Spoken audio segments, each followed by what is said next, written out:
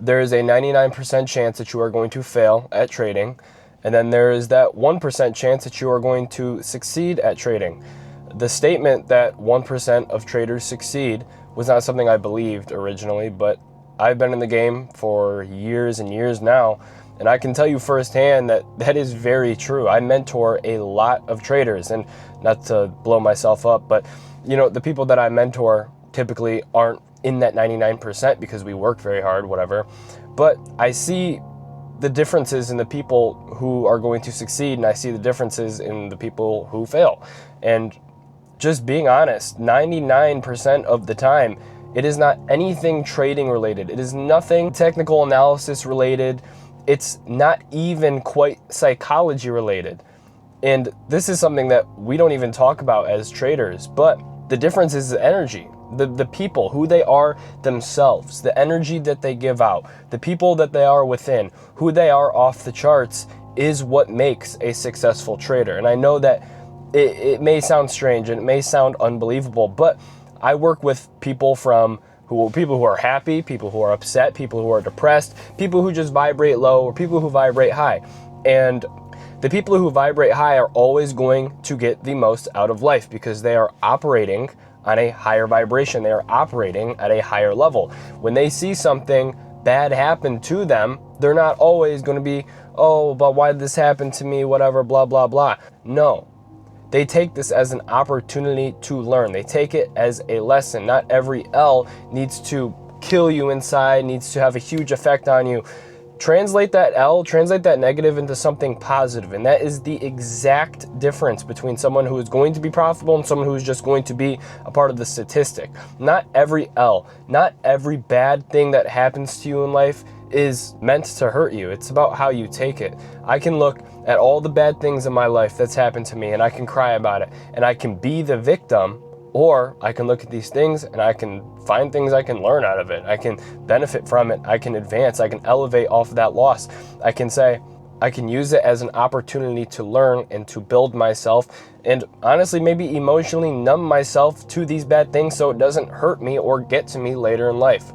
If you walk around life and all you see is the negatives and you're operating in a mindset of a victim, everything that happens to you is just going to hurt you even more, and it's just going to force your vibration to be lower, and you're not going to enjoy life. And what happens when you don't enjoy life? You're not going to take up opportunity. You're not going to have the motivation to do X, Y, or Z because you have this subconscious taste in your brain that everything is going to end badly, and what is it even going to be worth it for? Like, how is this ever going to benefit you? And with these people who vibrate on such lower levels, typically what you see with these people is dopamine addiction. That all they want to do is find cheap sources of dopamine because everything in their life, right? They're the victim, everything goes wrong. The world hates them. That's what they think subconsciously and consciously. So they love to take nicotine. They love to smoke weed. They love to watch porn. They love to do things that's going to release artificial dopamine. And when we are doing that, all we are doing is setting ourselves back. Let's look at this from a stock market or a trading standpoint. Let's just say it's early morning, right? Pre-market open, whatever. You wake up and you start scrolling. Cheap dopamine. You didn't earn, you didn't work, you didn't deserve to get that dopamine because all you did was open your phone. It's not like you did any hard work to receive that dopamine. So then they're already going into the market, pre-market open, at a dopamine inefficiency. So when it's time to trade, they're then going to look at the market as a source of a dopamine release because they are already below baseline equilibrium as far as dopamine. So what the human brain does and what we just do naturally is we try to refill ourselves, we try to rebalance ourselves. So they go to the market and they look at it as a place of dopamine release. So how does someone who needs dopamine, how are they going to trade? How do you think they're going to get on there? And again, they're going to want to gamble because it's easy. It's not something that they're working for. It's just, okay, I'm not going to be patient. I'm just going to click buy or sell.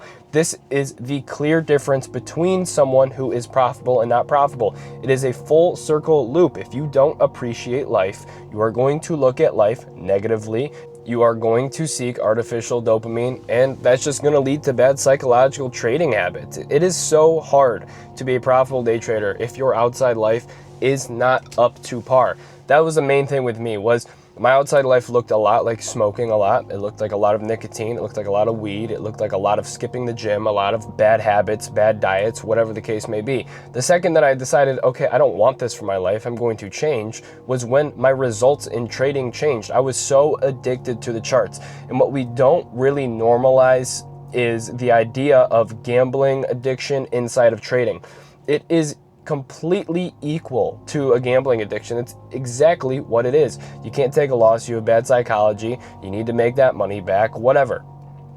I was dealing with that, and because I was so low in life, I looked at myself and I viewed myself as a much lower tier person, if that makes sense. I didn't have much respect for myself, and this is very key for you guys, and I want you guys to listen.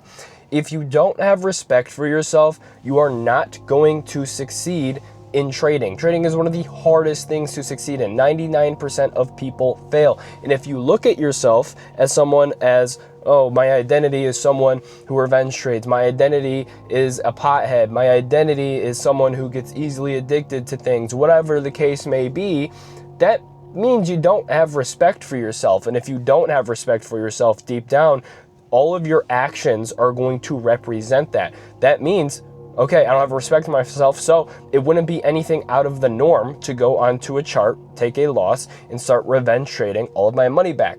So personally, what I did to do this, because I had no self-respect for myself, so I traded like I had no self-respect, was I would do a lot of things that I did not enjoy doing. I would make promises to myself, okay, I'm going to wake up and I'm going to run. I was already a skinny kid, I didn't need to lose weight, but I still did it because I made the promise to myself that I was going to do something that I didn't want to do. So I started doing a bunch of tasks like these, I started bettering myself, and I learned to just fall in love with the process of getting better. Whether I enjoyed doing these tasks or not, I hate running, and I was certainly not a good runner, but I did it anyway because it was for the sake of bettering the way that I viewed myself. And the minute that I started viewing myself as someone who, probably shouldn't be revenge trading, probably someone who is worth more than this endless loop of taking losses and revenge trading, trying to make my money back, I ended that loop simply just with the idea, okay, this isn't worth my time. I am a higher value person than what I currently act like. I am more than just this bad psychology, and I completely control my reality. As cliche as that is, 99% of traders fail, 1% succeed. That is 1000% your choice to make. You choose whether you're going to be successful in trading. And it's all going to start with what's inside. Who is your identity? How do you view yourself? How are you looking at the world? How much do you value trading? How much do you value this opportunity for yourself? Unfortunately, there is nobody coming to save you, and you, again, control your reality at the end of the day, and your decision making is what's going to decipher whether you're going to be successful or not. Remember, in trading, we are paid for our decision making. We are not paid for how hard we work. Yes, that first year should be all about working hard, learning the charts, learning setups, learning strategies, learning psychology, this, that, and the third. But once we have our system down, it's all about decision making. So you need to be grinding. You need to really be working at decision making. You need to be working at becoming wiser, you getting better at making good decisions off of the charts. Again, falls back to, who are you off the charts? Are you eating well? Are you going to the gym? Are you studying? Are you reading books? All of these sorts of things, you need to be incorporating this into your life, because this helps you become a wiser person. This helps you make better decisions. Everything off the charts is going to directly correlate to the charts. If I'm off the charts and I have, let's just say I let myself eat one cheat meal a week, but I'm eating 6 cheat meals a week, I'm obviously not a wise decision maker. Obviously, I'm very bad at making decisions for myself that are going to benefit me or are going to worsen me. This needs to be worked on. If you can't make a good decision, if you can't tell yourself right from wrong, if you can't tell yourself, okay, this is good for me and this is bad for me, you are not going to succeed in trading. So remember, it all stems from who you are at the end of the day. Success in trading is about your identity, is about the way that you view yourself, is about the things that you do off of the charts. Keep that in mind. Watch this video, go journal, get into your journal. don't just journal about trading stuff. Journal about who you want to be.